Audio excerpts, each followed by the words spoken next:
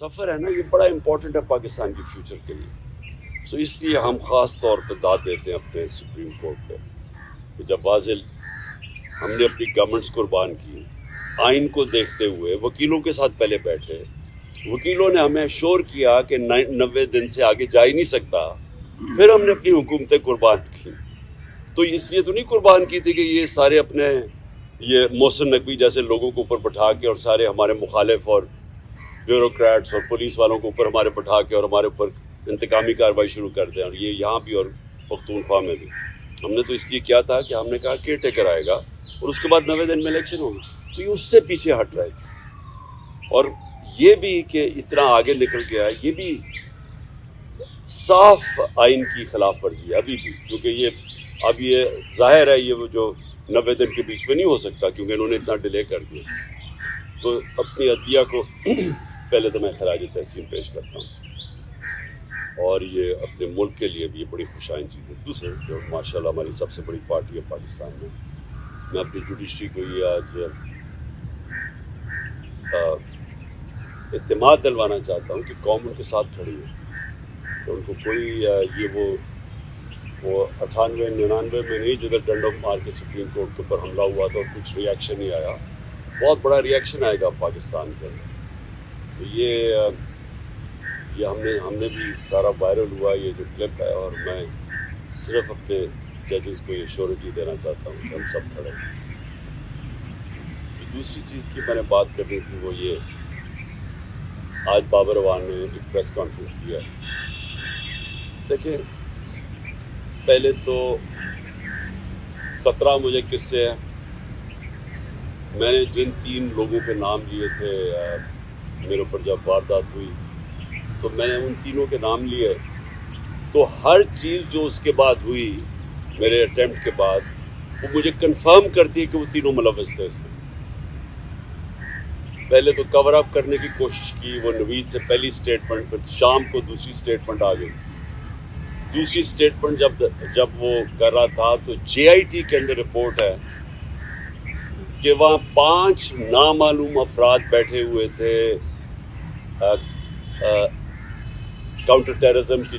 جب اس کو پہلے تو نوید کو یہ DPO گجرات نے اس کی سٹیٹمنٹ کر کے وائرل کر دی, وہ بھیج دیا, سب سے پہلے جو ہمارے مخالف اینکرز تھے ان کے پاس پہنچ گئی. اس کے بعد اس کو اٹھا کے لے کے گئے کاؤنٹر ٹیررزم ڈپارٹمنٹ میں. ادھر 5 نامعلوم افراد جو کہ جج کے سامنے اینٹی ٹیررزم کورٹ کے جج کے سامنے JIT کی رپورٹ ہے کہ وہ 5 نامعلوم افراد تھے, وہ وہاں بیٹھے. اس نے دوسری اس کی ویڈیو بنائی اور کئی گھنٹے وہاں رکھا, اور پھر جب JIT نے ان دونوں کو وہ جو SSP تھا CTT کا اس کو جب بلایا اور یہ جو DPO گجرات کو بلایا, انہوں نے ریفیوز کر دیا آنے کو. پنجاب کی CTT تھی, تو کون طاقتور تھا جو ان کے پیچھے کھڑا تھا کہ انہوں نے ہماری گورنمنٹ ہوتے ہوئے منع کر دیا. پھر اس کے بعد جو JIT کو سیبوٹاج کرنے کی کوشش کی, 4 لوگوں نے اپنے بیان بدلے JIT کے لوگوں نے. ان کے بعد اس کے اوپر پروسیکیوٹر جنرل نے ان کے اوپر تفتیش کی, اس نے کہا کہ ان کے اوپر ایکشن لینا چاہیے, انہوں نے سیبوٹاج کرنے کی کوشش کی ہے. اب اس کیئر ٹیکر گورنمنٹ جس کا یہ مینڈیٹ ہی نہیں, آتے ساتھ ہی پہلے JIT کو چینج روکا, اس کے بعد ان 4 لوگوں کو جن کے اوپر ایکشن کہا تھا ان کو واپس JIT پہ بٹھا کے, اور جو لوگ جو 2 کام کر رہے تھے ان کو انہوں نے OST کر دیا. تو یہ جو کور اپ ہے یہ صرف وہ کر سکتا ہے جس کے پاس طاقت ہے, اور طاقت کس کے پاس ہے؟ ڈرٹی ہیری کے پاس طاقت ہے, رانا ثناء اللہ کے پاس طاقت ہے, اور شہباز شریف. یہ جو تینوں میں نے نامنیٹ کیے, اس کے علاوہ یہ نہیں ہو سکتے, اس کے علاوہ یہ سیبوٹاج نہیں کر سکتے JIT. اب بات یہ ہے کہ یہ 3 ان کو سب سے زیادہ خوف کیا کہ عمران خان اقتدار میں نہ آ جائے, یہ تینوں کو خوف ہے, اور یہ 3 پاور میں بھی بیٹھے ہوئے ہیں, اور مجھے سب سے زیادہ خطرہ ان سے. اب تو میں نے پہلے بھی ٹی وی پہ کہہ بیٹھا ہوں کہ یہ ایک اب دوسرا پلان بنا ہوا ہے مجھے قتل کرنے کا, اور میں نے یہ پبلک بھی کہا. جب یہاں لاہور ہائی کورٹ تھا تو میں نے تب بھی جب ख्वाजा तारिक रहीम ने जज को बताया कि इनके ऊपर प्लान बना हुआ है, यहाँ कोई सिक्योर एनवायरनमेंट नहीं है, इसको ना पेश करें वहाँ। तो जज ने श्योरिटी दी, जब मैं यहाँ इंतज़ार कर रहा था, जब मैं गया, उसने श्योरिटी दी कि पुलिस इनकी हिफाजत करेगी। वहाँ पहुँचा, वहाँ पुलिस ही भाग गई सारी, कोई किसी किस्म की प्रोटेक्शन नहीं थी, बिल्कुल एक एक्सपोज था कि कोई भी कुछ वारदात कर सकता था। फिर उन्होंने मुझे पिंडी बुलाया, ये इस्लामाबाद में 3 अपीयरेंसेस थी। वहाँ आज बाबर अवान ने सीट जो अंदर के कैमरास थे, जो CCTV कैमरास थे, वो बंद किए गए। जो वहाँ सिक्योरिटी के लोग थे वो वहाँ से गायब थे, कोई सिक्योरिटी नहीं थी, CCTV कैमरास बंद किए गए और बिल्कुल किसी प्रोटेक्शन के बगैर मैं तीनों अदालतों के अंदर एक्सपोज था। अब सवाल ये है कि ये किसके इंटरेस्ट में है कि मुझे कौन आप प्रोटेक्ट करेगा। जिन्होंने प्रोटेक्ट करना उनसे ही ख़तरा है।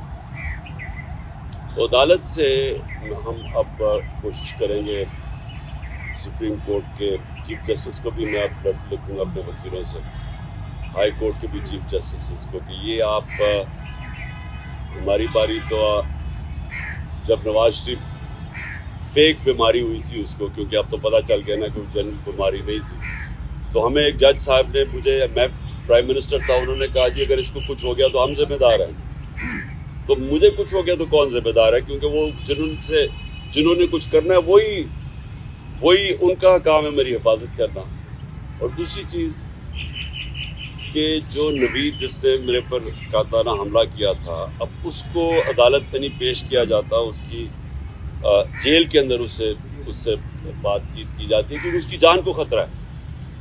तो जिसकी जान के ऊपर अटेम्प्ट हो चुका है और ख़तरा है, उसको क्यों वो ये घसीट रहे हैं। और उन केसेस में यानी जो मज़ाहिया खेज़ केसेस हैं, ऐसे केसेस हैं जिनके ऊपर कभी, यानी अगर दुनिया मजाक उड़ाएगी कि एक टेररिज्म का केस कर दिया वहाँ इलेक्शन कमीशन के बाहर, जबकि मैं वहाँ था ही नहीं, मैं घर पे बैठा हुआ था, वहाँ मुजाहरा हो रहा है, मेरे ऊपर दहशतगर्दी का केस कर दिया। या दूसरा वो जो एक और, अब सबको पता है कि इलेक्शन कमीशन पूरी तरह, अब तो खैर सारी कौम को पता चल गया कितनी जानबदार है, ये तो हुक्म ही सारी उनसे लेती है। उसने केसेस किया फॉरेन फंडिंग का, वो भी कोई केस नहीं है, अब वो चेंज हो गया प्रोहिबिटिव फंडिंग का।